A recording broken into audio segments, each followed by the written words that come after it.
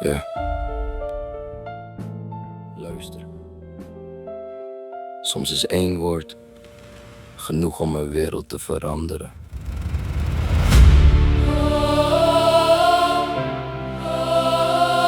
Ja. Ik schilder met letters. Ik schilder met letters alsof woorden verf zijn. Maak een hemel van papier waar eerst alleen strijd was. Ik zie geen zinnen, ik zie bruggen tussen mensen. Want een stem zonder waarheid blijft gevangen in zijn grenzen. Iedere letter heeft gewicht, iedere stilte heeft geluid. Wie alleen de buitenkant leest, komt nooit echt binnenuit. Ik verander angst in avontuur, morgen in vandaag. Want een vraag zonder antwoord is soms waardevoller dan een raad. Ik draag geen mantel, geen staf, geen kroon. Alleen een pen, maar die bouwt een eigen troon. Ik ben de tovenaar van taal. Ik verander donker in verhaal. Eén zin, En de sterren staan weer aan. één woord. En de nacht kan verder gaan. Ik goochel niet met kaarten, maar met dromen in mijn hand. Want de sterkste magie zit verborgen in een mens.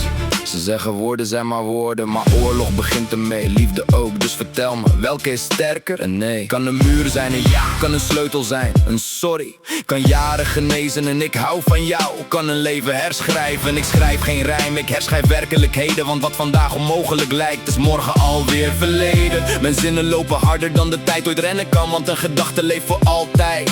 Als iemand haar onthouden kan. Abracadabra? Nee, geen rook, geen spiegels, alleen waarheid. Verpakt in melodieën, want echte magie hoef je niet te zien, die voel je.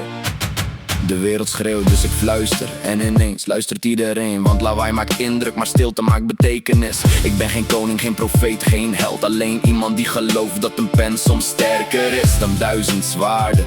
Dus als mijn laatste woord ooit in de wind verdwijnt, hoop ik dat iemand anders het oppakt en verder schrijft. Ik ben de tovenaar van taal. Ik schrijf magie in elk verhaal. Van verloren, Na gevonden, van gebroken. na verbonden. Ik goochel met liefde, Ik goochel met tijd, maar van 1 seconde. oneindigheid. Zolang er woorden zijn, Voor jou en mij. blijft de echte magie voor altijd vrij.